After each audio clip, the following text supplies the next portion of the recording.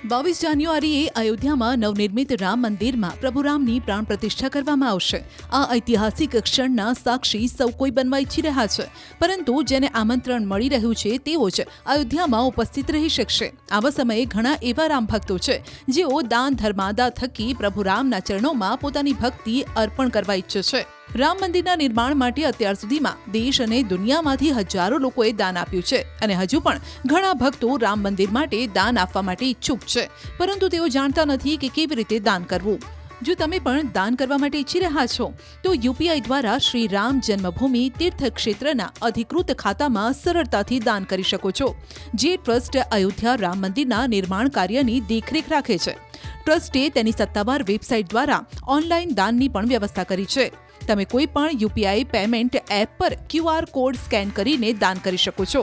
જો તમે પણ રામ મંદિર માટે દાન કરવા ઈચ્છો છો તો સ્ક્રીન પર દર્શાવેલી વેબસાઇટ પર જઈને દાન કરી શકો છો। શ્રી રામ જન્મભૂમિ તીર્થ ક્ષેત્રની આ વેબસાઇટ પર અકાઉન્ટનું નામ, ખાતા નંબર, IFSC કોડ, બ્રાન્ચ અને યુપીઆઈ આઈડીની વિગતો પણ આપવામાં આવી છે।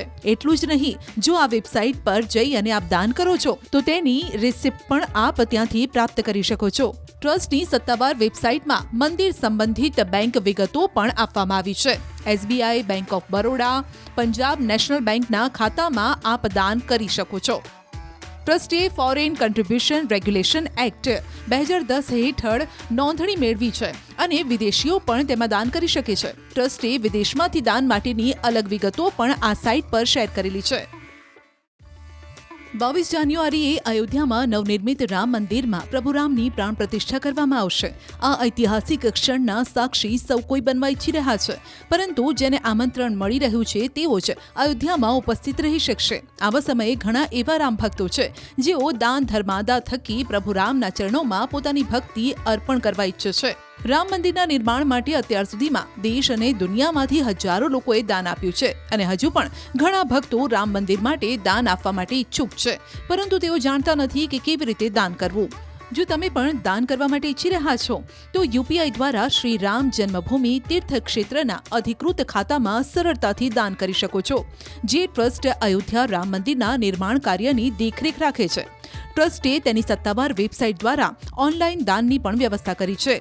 તમે કોઈ પણ યુપીઆઈ પેમેન્ટ એપ પર ક્યુઆર કોડ સ્કેન કરીને દાન કરી શકો છો।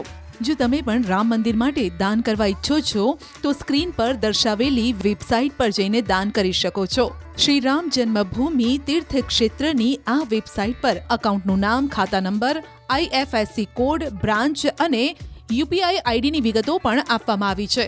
એટલું જ નહીં, જો આ વેબસાઇટ પર જઈ અને આપ દાન કરો છો તો તેની રિસિપ્ટ પણ આપ ત્યાંથી પ્રાપ્ત કરી શકો છો। ટ્રસ્ટની સત્તાવાર વેબસાઇટમાં મંદિર સંબંધિત બેંક વિગતો પણ આપવામાં આવી છે। SBI, bank of Baroda, Punjab national બેંકના ખાતામાં આપ દાન કરી શકો છો।